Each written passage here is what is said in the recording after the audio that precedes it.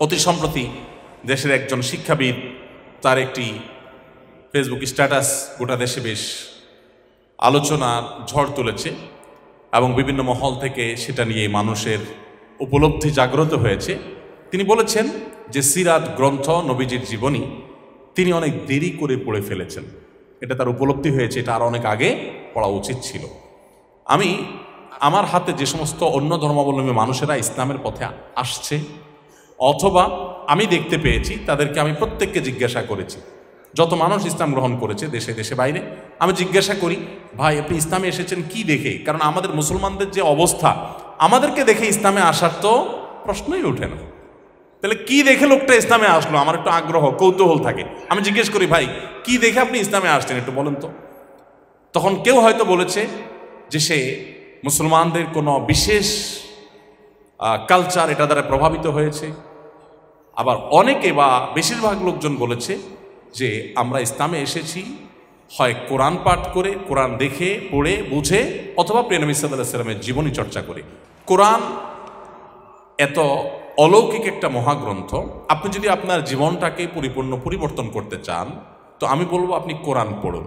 আরেকটা জিনিস আমি অনুরোধ করব, বিশেষ করে এখানে অনেকে যুবক আছেন, প্রিয় নবী সাল্লাল্লাহু আলাইহি ওয়াসাল্লামের সিরাত আদ্যপান্ত একেবারে শুরু থেকে শেষ পর্যন্ত আগাগোড়া একটা সিরাত কমপক্ষে পড়ে আপনি শেষ করুন। কমপক্ষে একটা সিরাত, পারলে 2 থেকে 3টা সিরাত গ্রন্থ আপনি পড়ে শেষ করুন।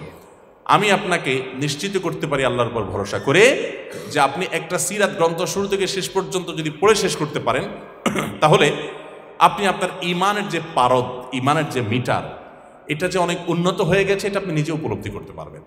মক্কাতে মদিনাতে যত মানুষ ইসলামে এসেছে তাদের প্রায় সকলে, আমি বলতে পারি প্রায় সকলে, প্রিয় নবী সাল্লাল্লাহু আলাইহি ওয়াসাল্লামের জীবন চরিত্রে মাধুর্য হয়ে, তার মাধুর্য, জীবন চরিত্রের মাধুর্য দেখে, তার ব্যক্তিত্ব দেখে, তার আমল দেখে, তাকে দেখে তারা ইসলামে এসেছেন। আজও পর্যন্ত এই প্রায় 1450 বছর অতিবাহিত হওয়ার পরও পশ্চিমা পৃথিবীতেও যত অন্য ধর্মের মানুষ ইসলামে আসে তারা প্রধানত 2 কারণে আসে, হয় কোরআন স্টাডি করেছে আর না হলে নবী সাল্লাল্লাহু আলাইহি ওয়াসাল্লামের সিরাতটাকে নির্মোহভাবে পড়েছে।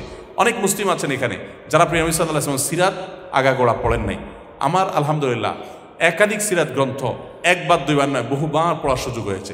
এখনও নতুন করে কোনো সিরাত গ্রন্থ পড়া শুরু করলে আমার কাছে মনে হয় যে আমি যেন প্রিয় নবী সাল্লাল্লাহু আলাইহি ওয়াসাল্লামের পুরো জীবনটাকে দেখতে পাচ্ছি চোখের সামনে, এরকম দিনের আলোর মতো মনে হয়। এটা একটা মুজিজা তার, যে তিনি চলে গেছেন, তার জীবন ইতিহাসের প্রভাব, তার জীবন চরিত্রের প্রভাব পৃথিবীতে এখনও রয়ে গেছে।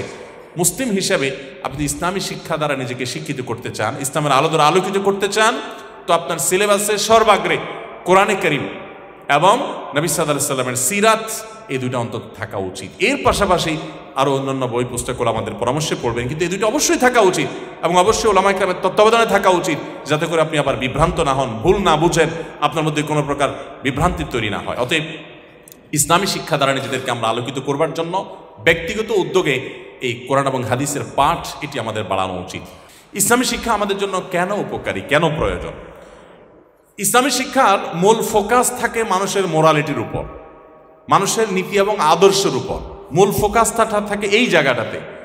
মানুষ তার অন্যান্য দক্ষতা, অন্যান্য যোগ্যতা বৃদ্ধি করুক ইসলাম চায়, এবং সেগুলোকে ইসলাম মোটেও নিরুৎসাহিত করে না। একজন মানুষ শিক্ষিত হবে, একজন মানুষ ডাক্তার হবে, একজন মানুষ ইঞ্জিনিয়ার হবে, একজন মানুষ অন্যান্য পেশায় দক্ষ হবেন, ইসলাম সেটাকে মোটেও নিরুৎসাহিত করে না। বরং প্রিয় নবী সাল্লাল্লাহু আলাইহি ওয়াসাল্লামের একটা হাদিস আছে অত্যন্ত চমৎকার। তিনি বলেছেন, ইন্নাল্লাহা ইউহিব্বু ইযা আমিলা আহাদুকুম আমালান আইয়ুতকিনাহু।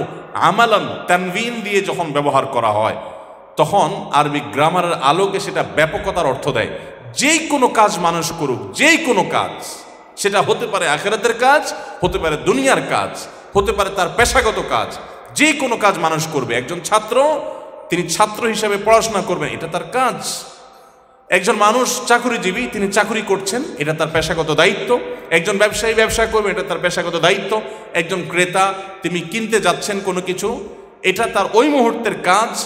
যেই কেউ যেই কোনো কাজ করবে, সেটা ঘরের গৃহিণী হোক, সেটা মার্কেটের কর্মচারী হোক, সেটা অফিসের চাকরি হোক, সেটা কোনো প্রতিষ্ঠানের মালিক হোক, সেটা কোনো শিক্ষার্থীর শিক্ষা গ্রহণের টেবিল হোক, যেই কোনো মানুষের যেই কোনো কাজ হবে, আল্লাহ সুবহানাহু ওয়া তাআলা পছন্দ করেন সে তার কাজটাকে ইতকানের সাথে করবে, দৃঢ়তার সাথে করবে, সুন্দরভাবে করবে, সর্বোত্তম উপায়ে করবে, ঢিলাঢালাভাবে কোনো কাজ করাকে আল্লাহ পছন্দ করেন না, সেটা দুনিয়ার কাজও না, সেটা আখিরাতের কাজও না, সেটা নামাজ রোজাও না, সেটা খেতখামারিও না, সেটা ব্যবসা বাণিজ্যও না। প্রত্যেকটা কাজে সর্বোচ্চ সিরিয়াসনেসের সাথে, সর্বোচ্চ আন্তরিকতার সাথে, সর্বোচ্চ দৃঢ়তার সাথে, সৌন্দর্যের সাথে যেন কাজটা করে, সেই নির্দেশ কিন্তু ইসলাম আমাকে দিয়েছে। আল্লাহ সুবহানাহু ওয়া তাআলা বলেছেন, ইয়া ইয়াহইয়া খুযিল কিতাবা বিকুওয়া, হে ইয়াহইয়া তুমি কিতাবকে ধরো শক্তভাবে, সুদৃঢ়ভাবে, ঢিলাঢালাভাবে ধরা। এটা আল্লাহ তাআলা পছন্দ করেন না। ইসলাম আমাদেরকে স্মার্ট হতে শেখায়, ইসলাম আমাদেরকে চৌকস হতে শেখায়, ইসলাম আমাদেরকে দায়িত্ববান হতে শেখায়, ইসলাম আমাদেরকে সিরিয়াস হতে শেখায়, ইসলাম আমাদেরকে ঢিলামি করতে শেখায় না, ইসলাম আমাদেরকে অলসতা করতে শেখায় না। নবী সাল্লাল্লাহু আলাইহি ওয়াসাল্লাম আল্লাহর কাছে পানাহ চেয়েছেন, আল্লাহুম্মা ইন্নী আউযু বিকা মিনাল আজজি ওয়াল কাসাল, আল্লাহ অলসতা থেকে আপনার কাছে আমি পানাহ চাই, আল্লাহ অক্ষমতা থেকে আমি পানাহ চাই। আমি অক্ষম হব কেন? আমি যে কোনো কাজকে চ্যালেঞ্জ হিসাবে নেব, সেটাকে সক্ষমতার চূড়ান্ত পর্যায়ে নিয়ে নেওয়ার জন্য আমার সর্বোচ্চ চেষ্টা থাকবে। ইমানদারের জন্য ঢিলাঢালা হবে না, ইমানদার অলস হবে না, ইমানদার কখনো নিষ্কর্মণ্য হবে না, ইমানদার কখনো সে অন্যের বোঝা হবে না, ইমানদার কখনো তার কাজে দায়িত্বে অবহেলা করবে না, ইমানদার সর্বোচ্চ স্মার্টনেস করবে। এগুলো সব যেমন ঠিক আছে ইসলামের শিক্ষায়, এগুলোর সব কিছুর আগে ইসলাম যে শিক্ষাটা দেয় সেটা হলো তুমি তোমার আল্লাহর সাথে সম্পর্কটাকে সুনিবিড় করো, তোমার আখিরাতের বিশ্বাসটাকে অন্তরে ধারণ করো, বদ্ধমূল করো। সেই মুসলিম যদি পৃথিবীতে আমরা গড়ে তুলতে পারি, নিজেদেরকে আমরা গড়ে তুলতে পারি, তো এই পৃথিবীকে নিয়ন্ত্রণ করবার জন্য, এই পৃথিবীর মানুষের কর্মকাণ্ডগুলোকে পরখ করবার জন্য, দেখবার জন্য এবং সেগুলোকে পাহারাদারি করার জন্য কোনো সিসি ক্যামেরার ব্যবস্থার প্রয়োজন হবে না। ইসলাম সেই মানুষ গড়েছে যে মানুষ নিজের অপরাধের শাস্তি মৃত্যুদণ্ড জেনে প্রিয় নবী সাল্লাল্লাহু আলাইহি সাল্লামের কাছে এসে বলেছেন, হে আল্লাহ রাসূল, আমি যে অন্যায় করেছি সে অন্যায়ের শাস্তি তো মৃত্যুদণ্ড, আমি নিজেই স্বীকার করছি, কোনো সাক্ষীর তো প্রয়োজন নেই। আমি যেহেতু অন্যায় করে ফেলেছি, কিয়ামতের ময়দানে জাহান্নামের আগুনের শাস্তি অত্যন্ত ভয়াবহ, তার চাইতে আপনি আমাকে আমার শাস্তি কার্যকর করে আমাকে মৃত্যুদণ্ড দিন। নবী সাল্লাল্লাহু আলাইহি সাল্লামের কাছে এসে বলেছেন, শুধু বলেই শেষ হননি, মৃত্যুদণ্ড কার্যকর করা পর্যন্ত 2 থেকে 2.5 বছর অপেক্ষা করেছেন। 2.5 বছর ধরে তার সেই প্রেরণা তার মধ্যে কাজ করেছে, শুধুমাত্র ঈমানের সুপ্ত শক্তি তাকে এরকম একটি জায়গায় এনেছে।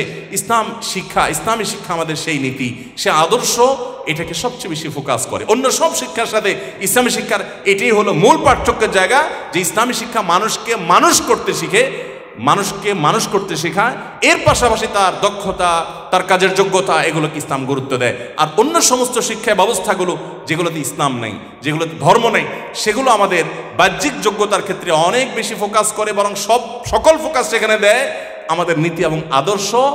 এটাকে তারা আমাদের মাথায় তুলে রাখে, এটাকে বাক্সে তুলে রাখে, এটাকে 4 সাবজেক্ট বানিয়ে রাখে, এটাকে ব্যক্তিগত বিষয় বানিয়ে রাখে, এটাকে পারলে তারা বাদ দিয়ে দেয়। সমাজের খাঁজে ভাঁজে, কোনা কাঞ্ছায়, সমাজের বিভিন্ন জায়গায় জায়গায়, রন্ধ্রে রন্ধ্রে যেখানে ইসলাম আছে, যেখানে আদর্শ আছে, যেখানে নীতি আছে, সেগুলোকে তারা ধুয়ে মুছে পরিষ্কার করে ফেলতে চায়।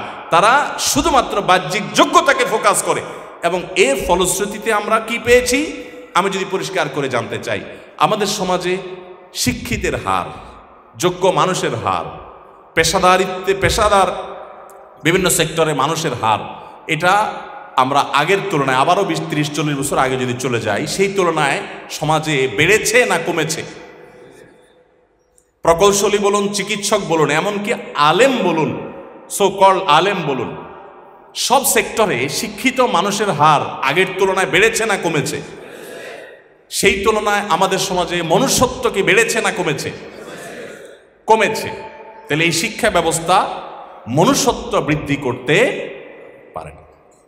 একজন বাবার একটা ছেলে আছে, ছেলেটা অশিক্ষিত, ছেলেটা আনস্মার্ট, ছেলেটা তার সামাজিক কোনো অবস্থান নেই, এক কথায় সহজ বাংলা, ছেলেটা খেত টাইপের।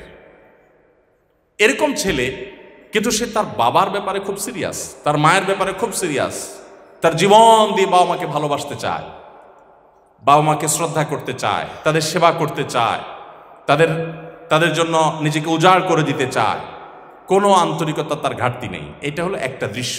আসুন আরেকটা দৃশ্য দেখি। আরেকটা ছেলে, সে অনেক শিক্ষিত, অনেক বড় চেয়ারে অধিষ্ঠিত, সে অনেক পাওয়ার হোল্ড করে, তার অনেক সামাজিক মর্যাদা, তার অনেক নাম সুনাম, তার অনেক কোয়ালিটি, বাট সে বাবা মার কেয়ার তো পরের কথা, অনেক জায়গায় বাবা মাকে নিয়ে যেতেও কুণ্ঠাবোধ করে, বাবা মার পরিচিত হতে তার লজ্জাবোধ হয়। আপনি আমাকে বলুন, একজন বাবার কাছে কোনটা কাঙ্ক্ষিত, প্রথমটা না দ্বিতীয়টা? প্রথমটা। সন্দেহাতীতভাবে আমরা অনেক উন্নত সমাজের চাইতে আমরা অনেক নীতিবান সমাজ বেশি চাইব, ঠিক কিনা বলেন? তো ইসলাম সেটিকে নিশ্চিত করে, অন্য কোনো শিক্ষা ব্যবস্থা সেটিকে নিশ্চিত করতে পারে না। অবশ্য আজকাল বাবা মাদেরও মতিগতি বোঝা কঠিন। অনেক বাবা মা আছে যারা চায় ভাবসাব, তারা ছেলে মেয়ে মানুষ হোক, এটা চাইতে বেশি চায় ছেলে মেয়ের ভাবসাব। এই জন্য বহু বাবা মা আছে ছেলে মেয়েকে বিদেশে পাঠায় দেয় পড়াশোনার জন্য। দেশে পড়াশোনার অভাব না থাকলেও পাঠায় দেয়, প্রয়োজন না থাকলেও পাঠায় দেয়। কেন? তার দরকার কি? ভাবসাব। সন্তান তার খোঁজ খবরও নেয় না, এতে কিছু আসে যায় না। উনি একটু বড়গাল করে বলতে পারবেন আমার অমুক ছেলে তমুক দেশে থাকে, তমুকটা তমুক দেশে থাকে, একটু ভাল লাগে, ভাব জাহির করে। যদিও ভেতরে তার অদৃশ্য দাহন তাকে জ্বালাতে থাকে, তার কষ্ট হয়। বাবা হিসেবে মা হিসেবে চায় সন্তান কাছে থাকুক, সেটা তারা পায় না, কিন্তু ভাবসাব জাহির করে। যাই হোক, তাহলে আমরা দেখলাম যে ইসলামী শিক্ষা এটা আমাদেরকে মনুষ্যত্বের দিকে নিয়ে আসে, আমাদের নীতি নৈতিকতা বোধকে আমাদের মধ্যে জাগ্রত করে।